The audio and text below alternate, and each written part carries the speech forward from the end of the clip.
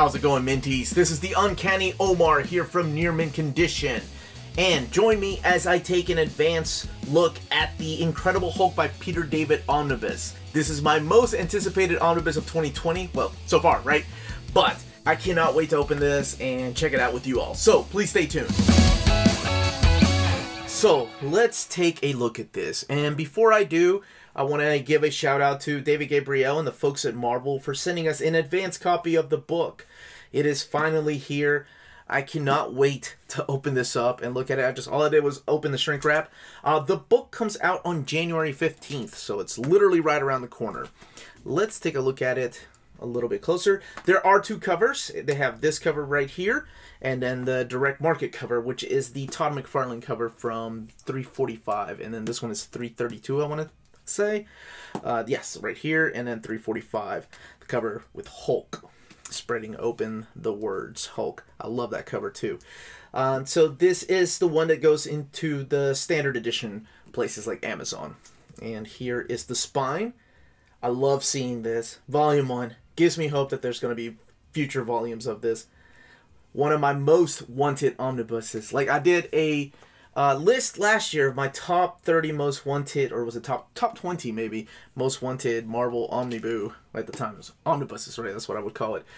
But this was up there. This was in my top 5. So here's all the content here, all the covers.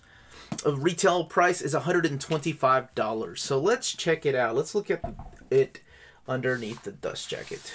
So you have this image by Todd McFarlane. I think that is from a poster, if I'm not mistaken, of the Incredible Hulk with new colors on it. Let's get this opened. The blue bookend pages. Todd McFarlane Hulk. The table of contents. And before we go further, all the people that made this wonderful omnibus possible. You have Kater Woody. You have Mark Beasley. Caitlin O'Connell, Jennifer Grumwald, just to name a few. It's a little hard to see the dark blue on gray. And here is the contents of the book. What all is in here. The book is right at 1,008 pages, by the way. Okay, so it looks like it kicks off with 328, which was his first issue. And it's a little weird because it was like right during the end of Al Milgram's run. And like, I think this was right after the Green Hulk and Bruce Banner split, and then it was the return of Grey Hulk. So there's a lot of things that going into it that are a little hard to follow at first. But that's just the beginning of the book. It kicks off with 328. I wonder if they'll collect... Nope. Okay, so they do just keep the Peter David run because it goes from 328 to 331. 329 and 330 were written by Al Milgram, and he wrapped up his run. Even though Peter David is wrapping up loose ends here. So let's talk about the collection. We'll talk about the artwork. I know it's not a review of the book, but I had to talk just a little bit about it. I cannot not talk about this book. It's a phenomenal run. So the book contains, we just saw Incredible Hulk 328, issues 331 to 368. That's a huge chunk. We have a Spider-Man number 44, Fantastic Four 320, and then material from Marvel Comics Presents 26 and 45. Now this content has been previously collected in these formats right here. These are the Marvel Visionaries, long out of print. Not that, I mean, some of them are hard to find, but believe it or not, all this omnibus is collected in the first 4 and some of Volume 5 of these Marvel Visionaries. They've never been collected in oversized format. That's another reason why I'm excited to look and talk about this book. It's because this is the first time we've had a Peter David. His name on the spine of an omnibus makes me so happy, because when I started collecting these things well over a decade ago, oh my gosh, wait, it's been, oh wow, 15 years? How long has it been? Anyway, it's been a long time. Ever since I started collecting them, there were a few books that I wanted on my shelf. I'm like, oh man, they're going to start doing Uncanny X-Men. They're going to start doing Spider-Man. I one day want a Peter David Hulk omnibus. And it's finally here. It is in my hands, and I am so damn happy. Now, at first, he is joined by Todd McFarlane. That name probably sounds familiar to most of you all. His artwork looks a little bit different right now because he's not supplying his own inks. He is inked either by Bob Wyzick or, I want to say, who else was the inker on these books? Jim Sanders. That's right, Jim Sanders III. It's not until he starts inking his own stuff that you start realizing, oh, that's Todd McFarlane. So this is before he took over the Amazing Spider-Man run. So he's in here for quite a few issues, and it's not until this issue right here, 345, or I'm sorry, 340, that you start noticing, oh man, there's the McFarlane we know, because he's inking his own stuff. Yeah, and this is the issue. This is the one, like, you know, I wasn't a big fan of Hulk at all.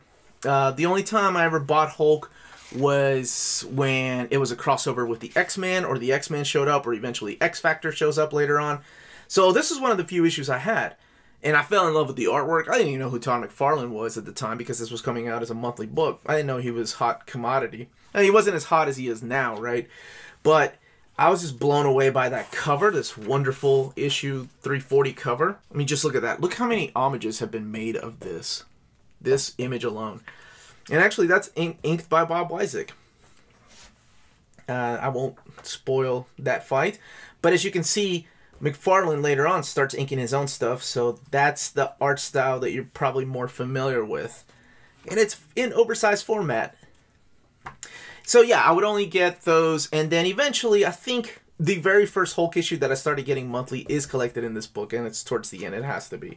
And that is the Sam Keith issue. And I'll talk about that here in a little bit. But yes, Todd McFarlane ended up leaving the book. And then, who was it? Jeff Purvis, I think, ended up taking over the book for a while.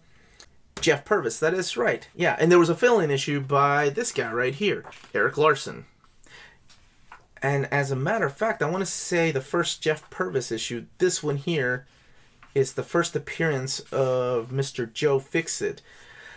So without diving too much about what makes this run so great is what Peter David was able to do with this character, right? You have a character that has been around for a long time, long before Peter David came around. He was the Dr. Jekyll and Mr. Hyde kind of thing. And how long can you do those kind of stories? But his stuff was so unique and stood out. Like, he was diving deep into the psyche of what Bruce Banner was made of. And who really is the monster, Bruce Banner or Hulk? You know, because they're both trying to separate from each other. Like, it's wonderful.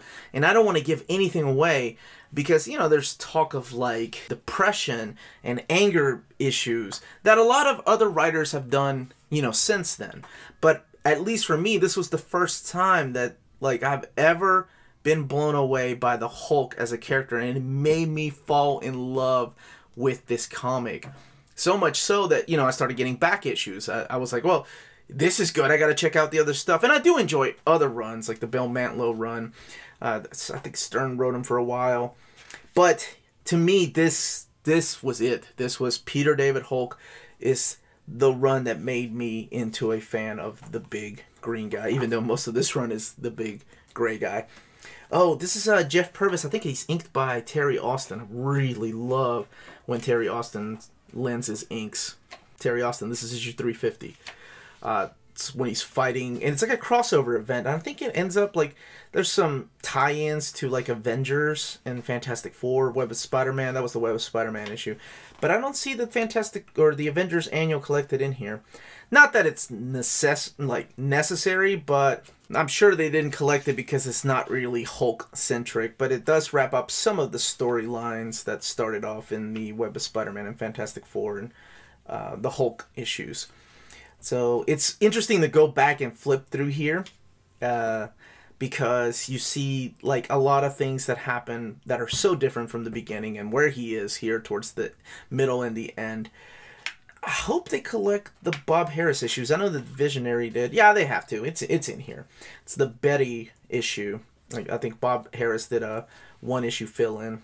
And now Jeff Purvis is being inked by the legendary Mary Severin, who at this point was a legend. She lends her inks here. You can see a little difference in his art style. Looks a little more like John Byrne-ish. Yeah, I think it's this issue. Is this the Bob Harris issue? Yeah, Bob Harris. That's what I thought. So yeah, Bob Harris did a fill-in issue. So issue 360 is collected in here. Good, I'm glad they kept that in there. Glad they kept that in there.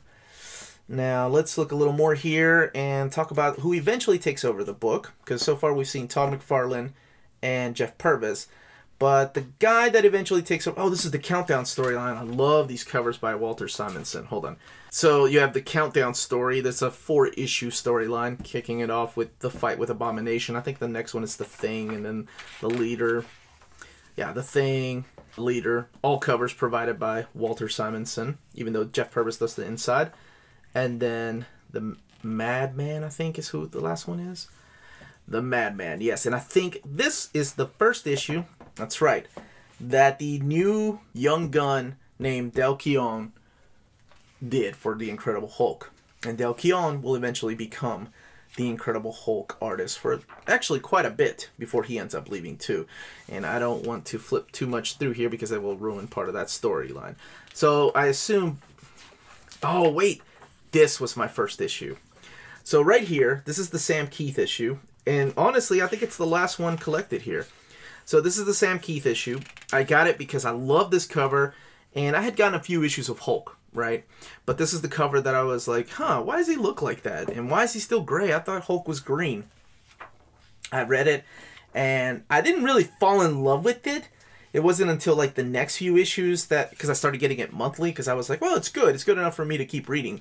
But the reason I got it was because of the Sam Keith artwork. As you could probably tell, it is sewn binding.